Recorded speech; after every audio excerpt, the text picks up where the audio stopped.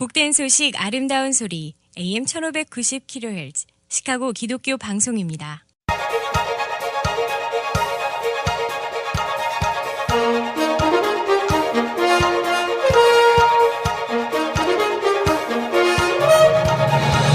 김정일 해설위원의 시사 해설. 세상을 넓게 봅니다. 삶의 지평이 넓어집니다.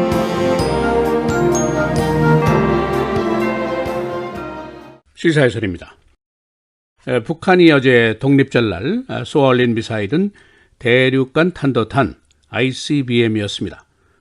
일부 군사기술상의 확인 여지가 남아있지만 대부분의 군사 전문가들은 이 북한의 도발이 성공적이었었다라고 평가를 하고 있습니다.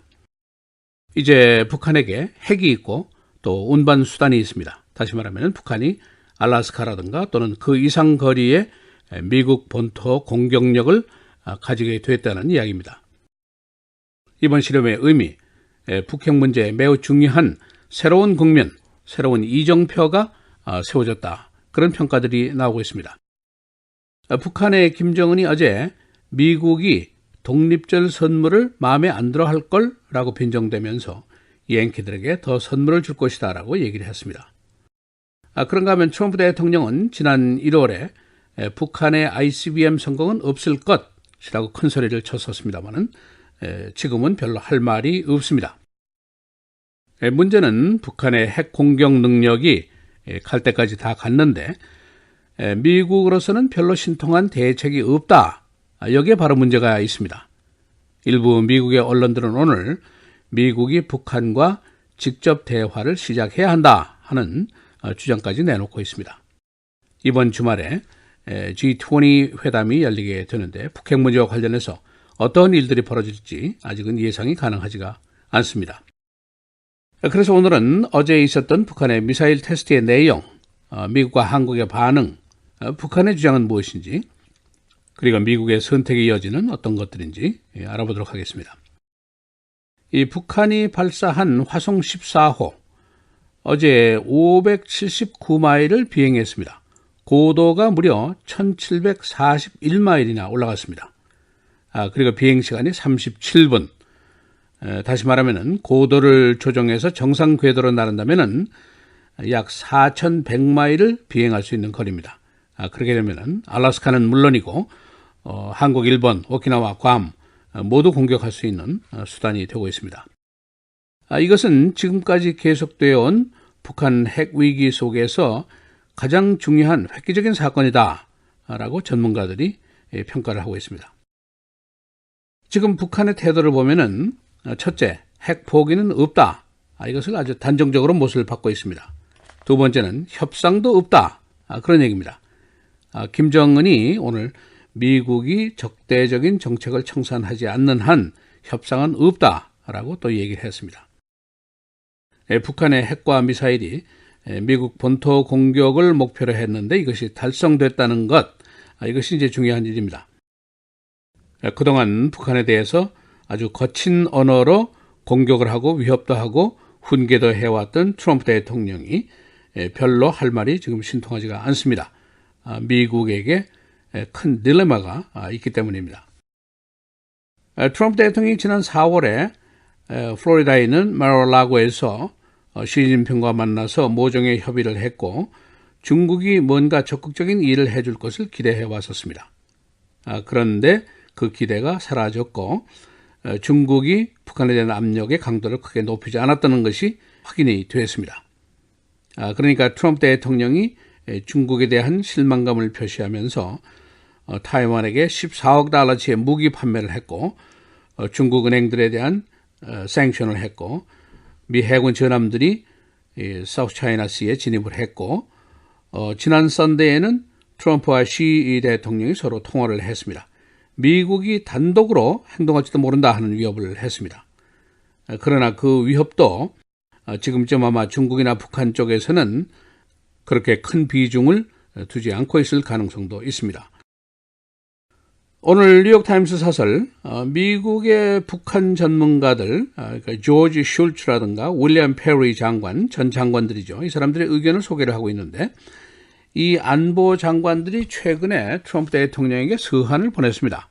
그 내용을 한마디로 얘기하면은 유일한 현실적인 선택, only realistic option은 북한과 대화를 시작하는 것이다. 그런 의견을 보냈습니다. 이 신문은 60%의 미국 국민들이 이를 찬성하고 있고, 그리고 트럼프 대통령에게 이거보다 더 나은 전략이 있어 보이지 않는다라고 지적을 하고 있습니다. 불과 며칠 전에 트럼프 대통령과 만났던 문재인 대통령, 제재와 대화라는 말을 꺼냈지만은 이것이 별로 가치가 없는 전략이라는 것이 금세 판명이 나고 말았습니다. 오히려 한국의 언론들은 오늘 미국과 북한이 대화를 직접 할 경우에 한국의 주도권 상실이 있지 않겠느냐, 이런 점을 우려를 하고 있습니다. 이 안보 전문 기고가인 데이비드 쌩어 기자가 쓴 기사가 오늘 게재가 됐습니다. 트럼프 대통령에게 북한과 대결에서의 선택의 여지가 별로 없다, 이런 기사 제목을 달고 있는데 아주 간략하게 요약을 하겠습니다. 트럼프가 전략적인 딜레마에 빠져 있다 하는 것을 전제로 하고 있습니다. 어제 북한의 미사일 실험 내용으로 봐서 북한이 알래스카 또는 더 이상의 미국 본토를 공격할 수 있는 전력을 보유하고 있다, 이렇게 봐야 됩니다. 이것은 통상적인 의미에서 본다면은 레드라인을 넘어선 것이다, 최후의 선을 넘어선 것이다, 그렇게 생각을 할 수가 있습니다. 그러나 트럼프 대통령은 레드라인이라는 단어를 거론한 적이 없습니다. 또 부시 대통령이 과거에 했던 위협도 되풀이를 하지 않았습니다. 아마 트럼프가 이런 일을 미리 염두에 두고 그런 말을 자제했던 것으로 보이고 있습니다. 이 트럼프의 선택, 여러 가지가 있는데 다 신통치가 않다는 데 문제가 있습니다. 우선 전통적인 containment, 억제와 봉쇄죠. 두 번째는 sanction, 경제 봉쇄, 국제적인 고립입니다. 세 번째는 사이버 프로그램 강화, 이런 것들인데 모두 실효성이 없는 선택들이라는 지적입니다. 더 이상 고립시킬 데도 없고 경제 봉쇄를 해봐야 북한이 더 잃을 것도 없고 미사일 실험을 컴퓨터로 방해를 해봐도 이 사이버 어택도 지금 소용이 없다는 것이 판명이 됐습니다. 네 번째가 중국 구호 삼기인데 역시 이것도 소용이 없습니다. 시진핑에게 트럼프 대통령이 한 수 넘어간 것이라 실망과 보복을 하고 있습니다만 이것도 소용이 없습니다. 다섯 번째, preemptive strike, 선제 공격에 대한 위협입니다. 그러나 북한이 이것도 미국이 하지 못하리라는 것을 지금쯤 알아차리고 있습니다. 전 국방장관인 윌리엄 페리가 2006년도에 북한의 미사일 발사장을 공격해서 파괴한다는 의지를 미국이 북한에게 분명히 밝혀라, 그런 주장을 했었습니다. 그러나 그가 최근에 한 말은 지금으로 봐서는 이런 생각이 good idea가 아니다라는 말을 했습니다. 그 이유가 있는데 지금 북한이 너무 많은 미사일 또 너무 많은 핵을 보유하고 있기 때문입니다. 그리고 연료가 고체화됐다는 것도 중요합니다. 여기에 따라서 미사일을 쉽게 은닉하고 쉽게 발사할 수 있다는 것이죠. 그래서 항상 보복의 수단을 북한이 갖게 된다. 이것이 중요한 문제입니다. 그리고 또 한 가지, 우리가 상식적으로 다 알고 있는 이야기죠. DMZ 쪽에 가면은 수천문의 대포가 있는데 1,000만 명의 시민들이 거주하고 있는 서울을 목표로 하고 있다, 이겁니다. 또 한 가지, 문재인 대통령의 주장인데 북핵을 동결시키고 미국의 군사훈련을 축소한다. 여기에 대해서 시진핑은 찬성을 하고 그러나 푸틴은 반대를 하고 있습니다. 그러나 미국으로서는 미국의 군사작전이 제한될 수 있다 하는 우려 때문에 수용 불가라고 생각을 하고 있습니다. 지금 김정은의 생각, 리비아의 가다피 케이스를 고려하고 있을 것이다, 그런 추측을 하고 있습니다. 가다피가 핵을 포기한 이후에 비참한 최후를 맞은 것을 세상이 다 알고 있습니다. 김정은 자신은 핵이 지금 자신을 지켜줄 것으로 생각을 하고 있다는 것이죠. 그런데 이 기사는 맨 말미에서 he may be right, 아마 그가 옳을지도 모른다 라고 끝을 맺고 있습니다. 이 G20 회담 이번 주말에 열리게 되는데 물론 미국과 한국, 일본이 3국이 만나게 되고 또 트럼프 대통령이 중국, 러시아와도 만나게 됩니다. 미국의 딜레마가 어디까지인가, 이것이 좀 더 확실하게 나타날 수 있는 그런 주말이 될 것으로 예상이 됩니다. 시사해설 김정일입니다.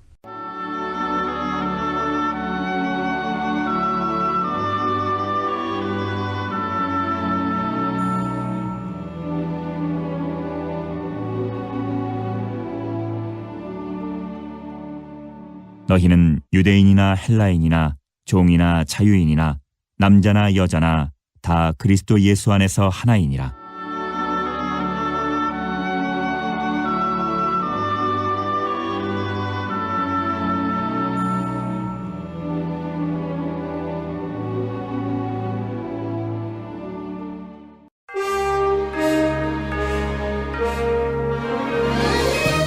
헤드라인 뉴스입니다.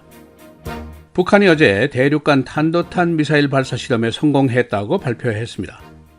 군사 전문가들은 이번 실험이 북핵 문제에 새로운 중대한 이정표가 될 것이라고 분석했습니다. 어제 미사일은 고도 1741마일, 정상 궤도로는 4100마일 거리의 비행이었습니다. 알래스카 전역과 캐나다 일부를 공격할 수 있습니다. 북한의 미사일 발사 이후에 한미 양국이 미사일 발사 등 군사 훈련을 실시했습니다. 북한의 김정은은 양키들에게 더 선물을 주겠다고 빈정도했습니다. UN 안보리가 오늘 소집됩니다. 이번 주말에 열리는 G20 회담에서 트럼프 대통령이 유럽 지도자들 그리고 푸틴과 대결하게 됩니다. 이번 회담에서는 교육, 기후변화, 이민 문제 등과 함께 러시아의 미국 선거 개입 문제 등이 거론됩니다. 44개 주가 트럼프 대통령의 투표인 정보 제출 요구를 거부했습니다. 이 주들은 법적인 문제를 들어서 이 요청을 거부했습니다. 트럼프 대통령은 2016년도 선거에서 수백만 건의 투표 사기가 있었다고 주장했습니다. 터키와 에미레이트스가 항공기 내에 랩탑 반입 금지 조치를 풀었습니다. 이들은 미국 홈랜드 시큐리티와 추가 보안 조치에 합의했습니다. 미국은 아랍 쪽에서 미국으로 입국하는 항공기 내 랩탑 반입을 금지했었습니다. 폭탄 테러 위협 때문입니다. 일리노이 주 상원이 어제 브루스 라너 주지사의 거부권을 무효화했습니다. 라너 주지사는 상원의 예산안 그리고 인컴텍스 인상안을 거부했는데 상원이 다시 이를 5분의 3의 표로 무효화했습니다. 하원도 내일 거부권 무효화를 표결에 붙일 예정입니다. 독립절 휴일 총격 사건 어제 시카고에서 60건 8명이 사망했습니다. 이날은 전통적으로 총격 사건이 가장 많이 일어나는 날입니다. 6월 말 현재 시카고의 살인사건 323건입니다. 이 페이스대로 가면 금년도 살인사건 700건 이상 2년 연속 기록을 세우게 됩니다. 테이스트 오브 시카고가 오늘부터 시작이 됩니다. 7월 9일 썬데이까지입니다. 제37회 테이스트 오브 시카고에는 60여 개 식당들이 참가하고 있습니다. 이 행사에는 많은 음악과 댄싱 팀들도 참석을 하게 됩니다. 개장 시간은 오전 11시부터 밤 9시까지입니다. 날씨입니다. 오늘 대체로 맑고 최고 82도, 목요일 맑고 흐리고 87도, 금요일 흐리고 비 77도, 토요일 맑고 75도, 주일 흐리고 비 81도입니다.